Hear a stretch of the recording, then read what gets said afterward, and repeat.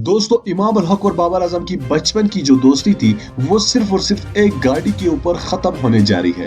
यानी social media पर उन गाड़ी को लेकर के जो असल में इमाम उल हक का हक था कि वो गाड़ी उनको मिल जाए, लेकिन बाबर आजम ने वो गाड़ी उनसे जीत ली। तो अब सोशल मीडिया पर एक ऐसी डिबेट शुरू हो गई है कि बाबर आजम और इमाम उल हक के दरमियान दोस्ती जो है वो खत्म हो चुकी है।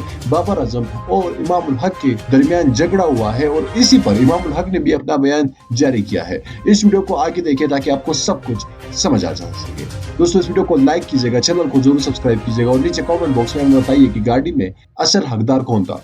दोस्तों, इमाम उल हक का कहना है कि मेरे साथ ज्यादती हुई है और ये गाड़ी मेरे ही हक थी, मुझे मिलनी चाहिए थी, मुझे ये इनाम में मिलनी चाहिए थी, लेकिन बाबर आजम को मिल गई। तो दोस्तों, इनकी जो दोस्ती है वो मुझे लग रहा है और पूरी दुनिया को ऐसा लग रहा है कि एक गाड़ी के ऊपर ये दोस्ती खत्म होने जा रही है। असल में हमारी राय के मुताबिक ये इस गाड़ी पर असल हक इमाम उल हक का था कि उनको मिल जाए, लेकिन बाबर आजम ने उनसे जीत ली।